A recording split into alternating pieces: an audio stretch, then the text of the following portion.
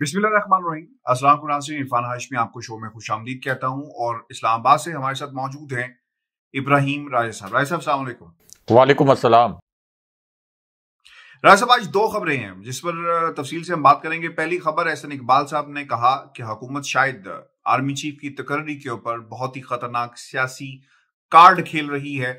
इस जुमले में कितनी हकीकत है, खैर इस पर तफसील से हम बात करेंगे। और दूसरी इंपॉर्टेंट चीज है, प्राइम मिनिस्टर इमरान खान का चाइना का दौरा किन हालात में हो रहा है, इसकी टाइमिंग क्यों इंपॉर्टेंट है, और इससे पहले प्राइम मिनिस्टर जो दौरे कर चुके हैं उसके तनाजुर में इसकी क्या सिग्निफिकेंस है, इस पर तफसील से हम बात करेंगे। लेकिन सबसे पहले आर्मी चीफ की तकर्री, एहसन इकबाल साहब भी कहते हैं, जो पाकिस्तान मुस्लिम लीग नून के जनरल सेक्रेटरी हैं, कि हुकूमत आर्मी चीफ की तकर्री पर खतरनाक सियासी कार्ड खेलना चाह रही है, इस अमल की मुजम्मत करते हैं। और फिर उन्होंने ये भी कहा कि आखिरी 3 माह में होती है आर्मी चीफ की तकर्री के ऊपर बातचीत, इससे पहले तोसी की बात करना सियासी कार्ड है।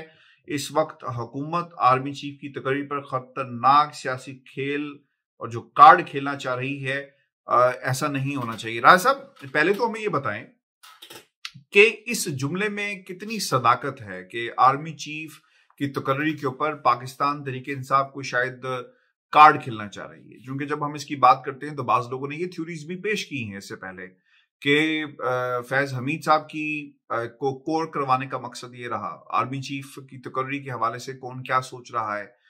अब ये सारी बातें हो रही हैं और उस तनाजुर में नून लीग अगर ये बात कहे तो इसमें कितनी सदाकत आपको लगती है? क्योंकि नून लीग ऐसी जमात है जिन्होंने राय साहब अब तक अगर इनकी पास्ट परफॉर्मेंस देखें, रात की तारीखियों में मिले, जब भांडा फूट जाता है तो फिर आकर कहते हैं कि क़यादत की तरफ से बयान जारी होता है कि खुले भी किसी ने नहीं मिलना और रात की तारीखी में भी नहीं मिलना, ऐलान करके भी नहीं मिलना, अगर मिलना है तो क़यादत को बताकर आप जाएंगे।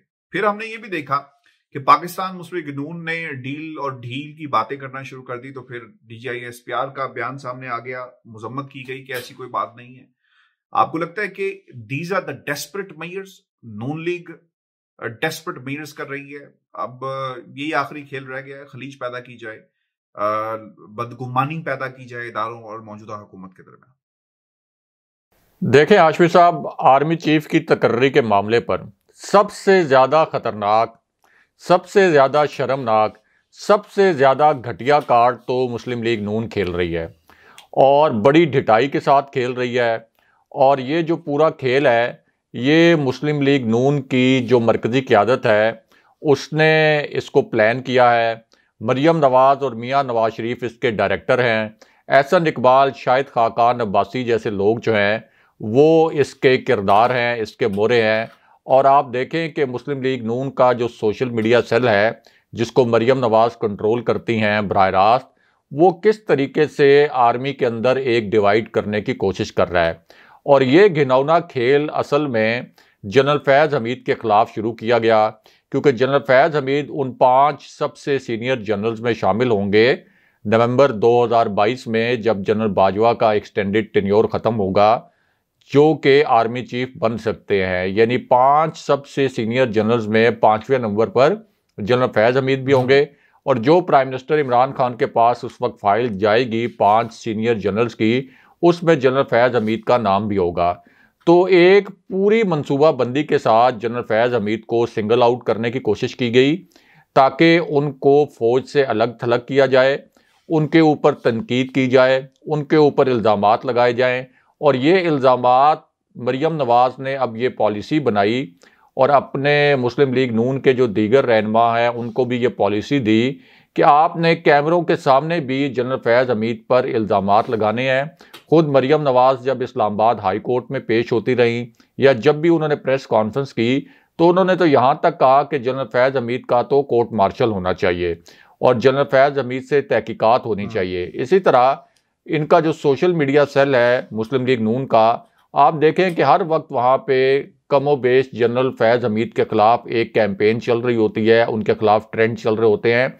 और उसकी वजह यह है कि आर्मी चीफ के लिए वो एलिजिबल हैं और इनको खदशा ये है कि कहीं उनके इम्कानात ना हो आर्मी चीफ बनने के।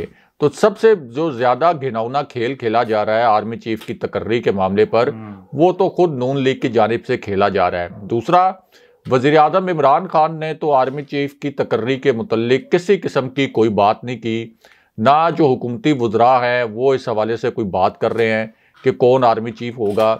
ये तो प्राइम मिनिस्टर इमरान खान से एक सवाल पूछा गया था, वो भी एक गैर रस्मी गुफ्तगू के दौरान, तो उस पर भी प्राइम मिनिस्टर इमरान खान ने कहा कि इसके ऊपर हमने कोई फैसला नहीं किया, बल्कि फैसला तो एक तरफ उन्होंने कहा कि नवंबर तो बहुत दूर है, अभी हमने इसके मुतल्लिक सोचा भी नहीं। तो प्राइम मिनिस्टर इमरान खान से जब सवाल किया गया था तो प्राइम मिनिस्टर इमरान खान उस पर क्या जवाब देते?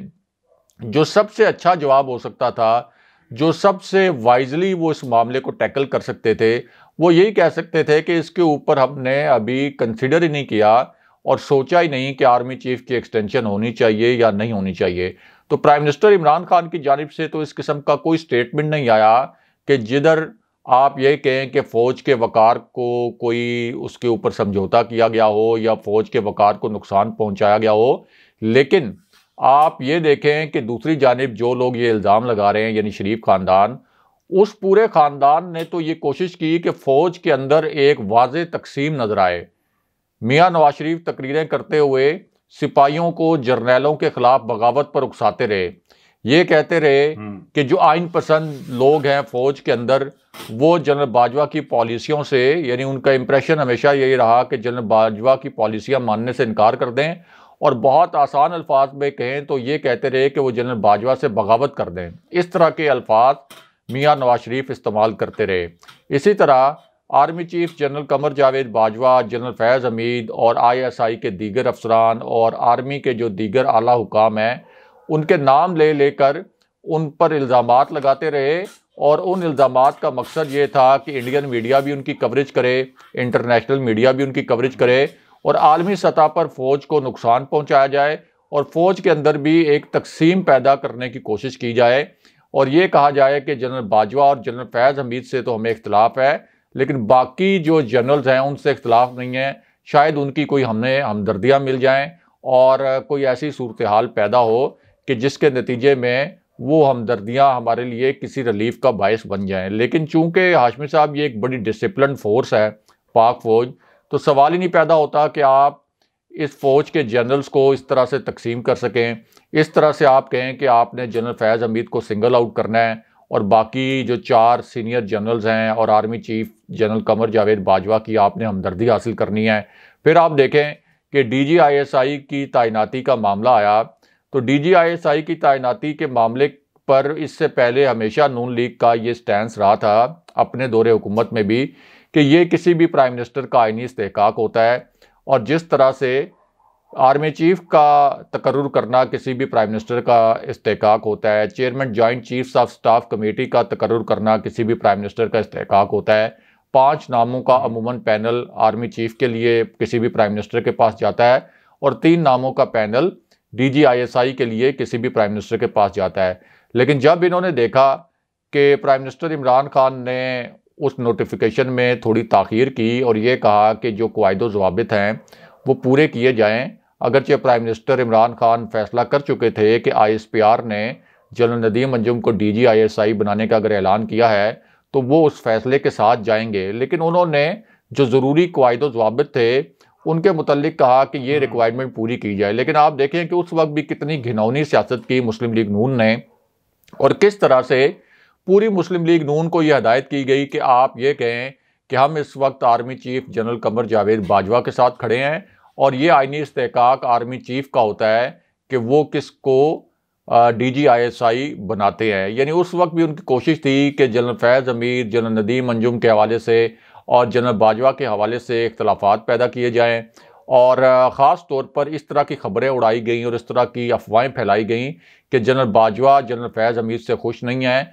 क्योंकि prime minister Imran Khan general Faiz को कुछ अरसा और बरकरार रखना चाहते थे, जबकि जनरल फैज़ को general Bajwa Peshawar core command करवाने के लिए भेजना चाहते थे। हालांकि हक़ाइक़ ये थे कि जनरल फैज़ हमीद को पेशावर की कोर कमांड करने के लिए 20 नवंबर को इसलिए भेजा गया था ताकि 2022 नवंबर तक 29 नवंबर 2022 तक उनका जो एक ज़रूरी अहलियत होती है कि 1 साल तक आपने कोर कमांड की हो, तो वो तजर्बा उनको हासिल हो जाए और फिर वो आर्मी चीफ की जो एक नेक्स्ट आर्मी चीफ के लिए पोटेंशली एलिजिबल हो जाएं, ताकि उनके करियर में उनके साथ कोई ज्यादती ना हो। तो army chief general Qamar Javed Bajwa ने जो उनके लिए सोचा था वो ठीक सोचा था। प्राइम मिनिस्टर इमरान खान ने अफगानिस्तान के तनाजुर में जो उनको 20 नवंबर तक बरकरार रखा वो भी एक ठीक फैसला था। लेकिन उस फैसले के अंदर भी मुस्लिम लीग नून ने बड़ी घिनौनी साजिशें करने की कोशिश की। तो मुस्लिम लीग नून की तो पूरी जो पॉलिसी है मियां नवाज शरीफ और मरियम नवाज की, वो तो हमने देखा है कि ना सिर्फ ये पिछले 4-5 माह में कि फौज को तकसीम करें, बल्कि फौज को कमज़ोर भी करें। और आलमी सतह पर शिकायतें लगाई गई फौज की। अमरीकी नाज़मुल अमूर लाहौर में जाती हैं मरियम नवाज से मिलने के लिए, वहाँ पे बुला लिया जाता है तारिक फातमी को और परवेज़ रशीद को, और दोनों डॉन लीग्स के किरदार हैं। दोनों ने डॉन लीग्स के ज़रिए फ़ौज को आलमी सतह पर बदनाम करने की कोशिश की थी और आलमी सतह पर यह तासुर देने की कोशिश की थी कि हम तो दहशत गर्दों के ख़िलाफ़ कार्रवाई करना चाहते हैं, यानी हम सिविल हुकूमत, मियां नवाज शरीफ तो कमिटेड है, लेकिन हमारी आर्मी दहशत गर्दों के ख़िलाफ़ कार्रवाई नहीं करना चाहती। हमारी आर्मी दहशत गर्दों की हमायत करती है, हमारी आर्मी दहशत गर्दों की नर्सरियाँ चलाती है। और हमने अपनी आर्मी से ये कहा कि या तो आप इन दहशत गर्दों के खिलाफ कार्रवाई करें या आलमी सतह पर तनहा होने के लिए तैयार हो जाएं। तो ये जो खबर लगवाई गई थी इसके दो मरकजी किरदार थे, एक तारिक फातमी थे, एक परवेज रशीद थे। और जो चौधरी निसार अली खान की सरबराही में जो कमेटी बनी थी डॉन लीग्स की, उसने ये कंक्लूड किया था कि हाँ ये कोई फसाना नहीं है डॉन लीग्स, ये कोई नवाज शरीफ पर या मुस्लिम लीग नून की हुकूमत पर इल्ज़ाम नहीं है, बल्कि ये खबर वाकई ही लीक की गई थी बाकायदा एक साजिश के तहत। और फिर उस इंक्वायरी की रोशनी में पहले परवेज रशीद के खिलाफ कार्रवाई हुई थी, उनको वजारत इत्तला से हटाया गया था। फिर तारिक फातमी जो वजारत खारजा में मामले खुसूसी थे और स्पेशल एडवाइज़र थे मियां नवाज शरीफ के, उनको भी उनके ओहदे से हटाया गया था। तो इन दोनों को अमरीकी नाज़मुल अमूर के साथ जो मरियम नवाज की मुलाकात हुई वहाँ पर बिठाया गया। और फिर मरियम नवाज ने तो बाद में कैमरों के सामने ये कहा कि हमने पिछले 3 साल के अंदर जो हमारे साथ हुआ वो हमने सब अमरीकी नाज़मुल अमूर के सामने रखा है कि किस तरीके से ये हमारे साथ इलेक्शन रिग हुआ, यानी जो उनके इल्ज़ामात होते हैं हमें फ़ौज ने निशाना बनाया, इस्टेब्लिशमेंट ने निशाना बनाया। और उसकी अंदरूनी कहानी ये थी कि परवेज़ रशीद को और तारिक फातमी को वहाँ बुलाने का मकसद ये था कि फ़ौज के ख़िलाफ़ अपनी जानिब से मरियम नवाज एक FIR कटवाने की कोशिश करें, सही है। जो अमेरिका है उसके सामने। और तारिक फातमी चूँकि अमेरिका में इससे पहले पाकिस्तान के साबिक सफ़ीर भी रहे हैं, तो उनका जो असर रसूख है उसको भी इस्तेमाल किया गया। तो इस तरह की साजिशें। फिर मरियम नवाज ने आज़ाद कश्मीर में ये नारे लगवाए कि आज़ादी के नारे लग गए हैं, आज़ाद कश्मीर में फ़ौज से बगावत के नारे लग रहे हैं। तो फ़ौज के ख़िलाफ़ जो इतनी घिनौनी साजिशें कर रहे हैं, वो किस मुंह से वज़ीर-ए-आज़म इमरान खान पर ये इल्ज़ाम लगा रहे हैं, जिन्होंने एक्सटेंशन के मुतल्लिक या नए आर्मी चीफ के मुतल्लिक एक बात भी नहीं की, ना हुकूमत की जानिब से। तो ये तो एहसन इकबाल को पता नहीं क्या सूझी और कहाँ से उन्होंने ये अचानक इस किस्म का स्टेटमेंट दे दिया। इसका मकसद भी जनरल बाजवा की सिर्फ हमदर्दियाँ हासिल करना था। लेकिन जाहिर है कि फ़ौज भी एक बड़ा बाशऊर और बड़ा वेल अवेयर और इस तरह का इदारा है कि उसका अपना बड़ा ज़बरदस्त इंटेलिजेंस निज़ाम है। तो वो इस तरह के जो शोशे हैं उनसे कोई मुतासिर होने वाले नहीं हैं कि एहसन इकबाल ये कह रहे हैं तो ये कहा जाए कि ये मुस्लिम लीग नून आज हमारी बड़ी हमदर्द बन गई है। जी राय साहब, ये जो आपने बातें कही तारीख के बारे में बिल्कुल ठीक है।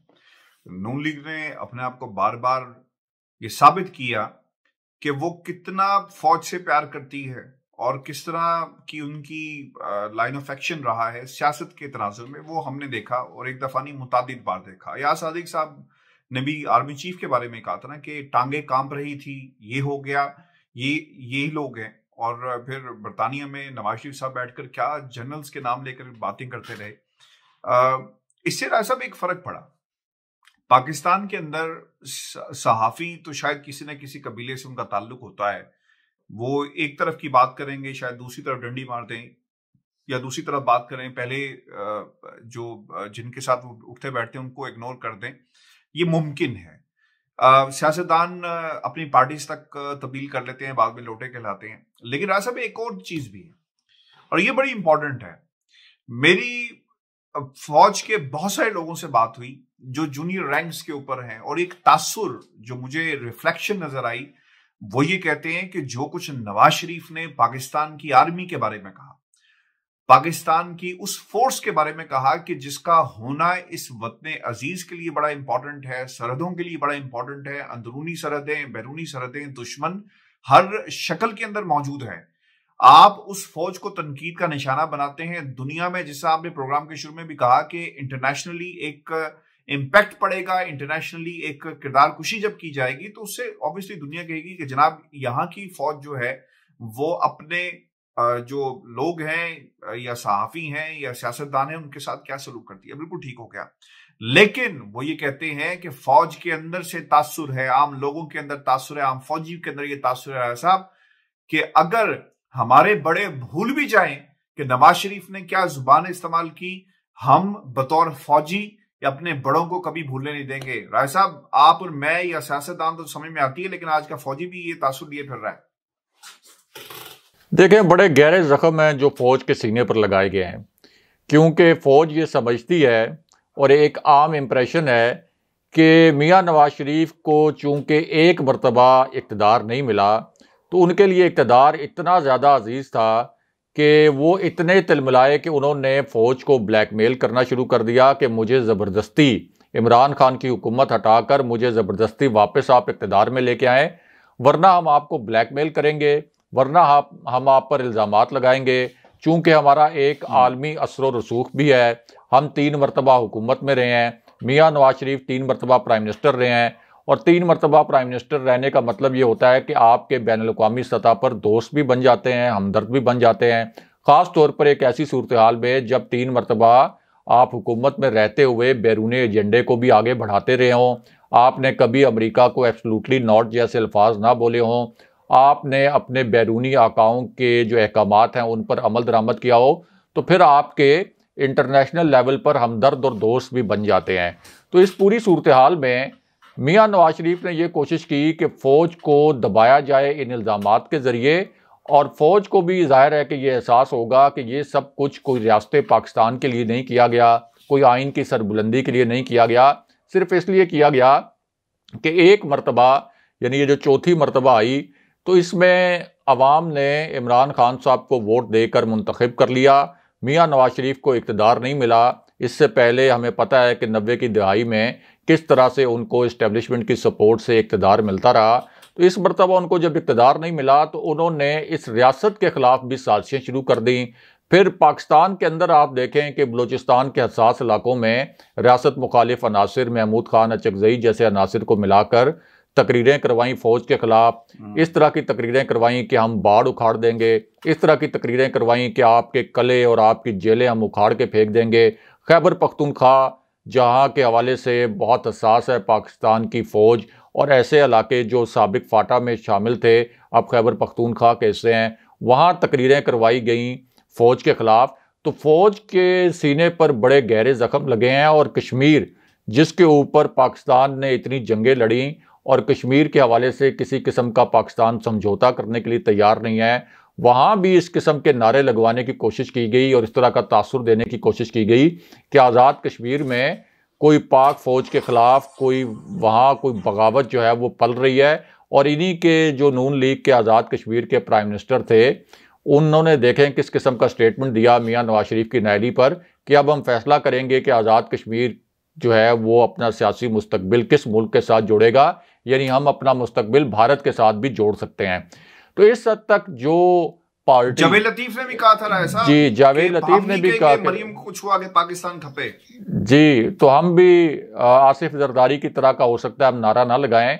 तो जो पार्टी अपने इक़्तिदार के लिए इस रियासत को कुर्बान करने के लिए तैयार हो, फ़ौज तो एक तरफ, यानी फ़ौज के ऊपर तो उन्होंने लगाए इल्ज़ामात, फ़ौज की साख ख़राब करने की कोशिश की, और साथ ही वो तो रियासत पाकिस्तान को तोड़ने के दर पे हैं कि रियासत पाकिस्तान को हम तोड़ने की धमकियां देंगे और अपना इन्फ्लुएंस इस्तेमाल करेंगे अगर हमें दोबारा इक़्तिदार ना मिला। तो वो जमात किस मुंह से कह सकती है कि प्राइम मिनिस्टर इमरान खान ने कोई आर्मी चीफ की तकर्री पर कोई सियासत की है? कोई मतलब उसकी एक मंतक ही नहीं है। प्राइम मिनिस्टर ने तो किसी हवाले से भी इस बात पर कोई कमेंट ही नहीं किया आर्मी चीफ की तकर्री के हवाले से। और दूसरा, जाहिर है कि वो प्राइम मिनिस्टर हैं, क्या मियां नवाज शरीफ को अख्तियार दिया जाए कि जब नवंबर में यह फैसला होना है तो मियां नवाज शरीफ फैसला करें अगले आर्मी चीफ का? वो प्राइम मिनिस्टर हैं, प्राइम मिनिस्टर ने फैसला करना होता है, आईने पाकिस्तान ने उनको अख्तियार दिया हुआ है। तो ये तो बड़ी ही समझ से बालातर बात है, ये जो एहसन इकबाल शोशे छोड़ रहे हैं और प्राइम मिनिस्टर इमरान खान पर बेबुनियाद इल्जामात लगा रहे हैं। राज साहब, ये बातें बिल्कुल ठीक हैं। हम ये भी कहते हैं कि नवाज शरीफ को सियासी तौर पे जिंदा रखने की कोशिश की जा रही है। हम ये भी कहते हैं कि रात की तारीकी में डील लेने की कोशिश की जा रही है, मरीम की नाअहली खत्म करवाई जा सके, नवाज शरीफ को जेल ना जाना पड़े, पाकिस्तान आए तो बाकायदा सियासत में अपना जो उनकी पोजीशन थी वो बहाल हो जाएगी। यही कुछ है अब तक जिसके लिए कोशिशें नून लीग कर रही है। और लेकिन हमें ऐसा लगता है, और अब तक के हम अपने तरजीहों को, तबसरों को साइड पे रख दे रहे हैं साहब, इसके बावजूद नवाज शरीफ की टिकट के पार्टी के टिकट के ऊपर जितने भी इलेक्शन अब तक हुए, वहां पे लोगों को कामयाबी भी मिली है। लोग वोट डालते हैं, वोट बैंक या वोटर जो था वो आज भी वहीं पे खड़ा है। इस चीज को सर राय साहब कैसे लिया जाए? आपको लगता है कि नवाज शरीफ की सियासत, जिसे हम कहते हैं कि वो वतन वापस कभी नहीं आएंगे, कभी हालात साजगार नहीं होंगे, जब तक डील नहीं होती तब तक पाकिस्तान वापस नहीं जाएंगे, और अब अपील का मामला यहाँ पे लंदन में लगा हुआ है जिसके ऊपर कोशिश की जा रही है कि कोई ऐसी सिचुएशन डेवलप हो कि वो आइंदा की प्लानिंग कर सकें। जी राय साहब।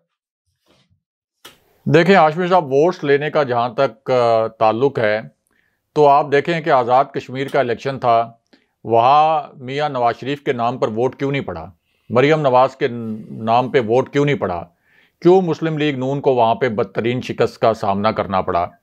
यानी ये बात तो मैं तस्लीम नहीं करता कि मियां नवाज शरीफ के नाम पर कोई बहुत ज़्यादा वोट पड़ रहा है, और मियां नवाज शरीफ की गैर मौजूदगी में भी मियां नवाज शरीफ की सियासत उतनी ही फ़ाल है जितनी कि उस वक्त फ़ाल थी जब वो यहाँ मौजूद थे।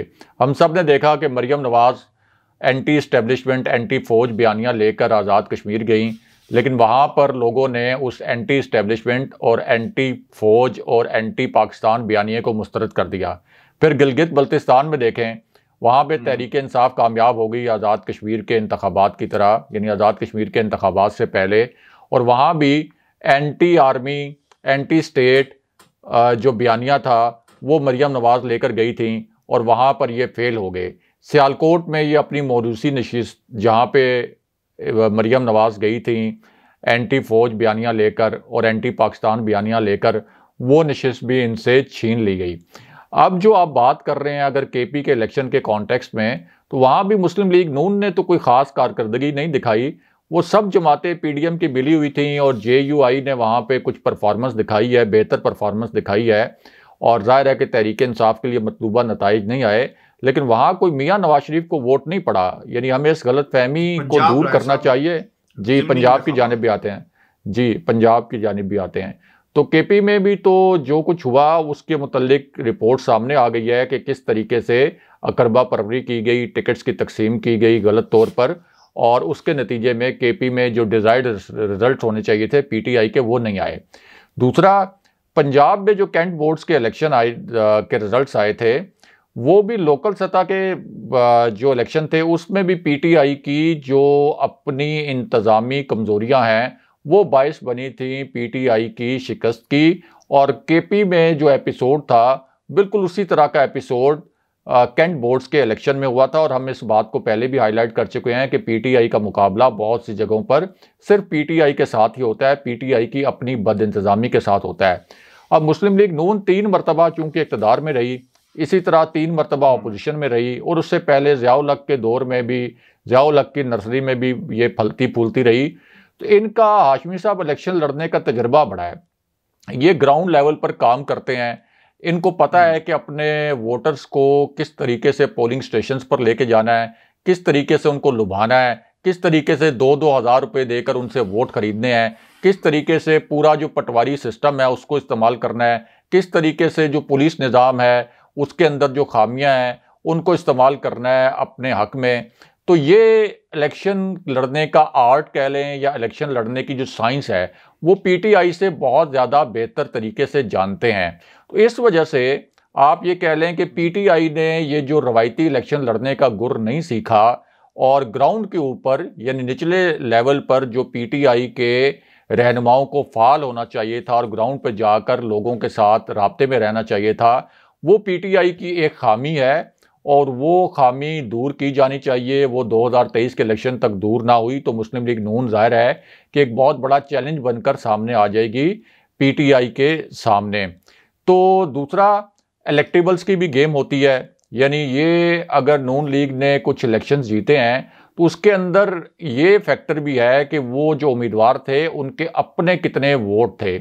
और डस्का के इलेक्शन की आप मिसाल ले लें, वो नशिस्त पहले भी मुस्लिम लीग नून के पास थी, उनकी एक मौरूसी नशिस्त थी और वहाँ पीटीआई ने अपना वोट बैंक जो बढ़ाया। पीटीआई ने पंजाब के अंदर कई नशिस्तों के ऊपर जहाँ वो कामयाब नहीं हो सकी, लेकिन उसने वहाँ पे अपने वोट बैंक में इजाफा किया। जाहिर है कि ये नाकाफ़ी है बात, पीटीआई को जितने वोट मिले उससे ज़्यादा वोट हासिल करने चाहिए थे, लेकिन इसमें मुस्लिम लीग नून या मियां नवाज शरीफ के कमाल से ज़्यादा पीटीआई की अपनी जो बदइंतज़ामी है उसका कमाल ज़्यादा है।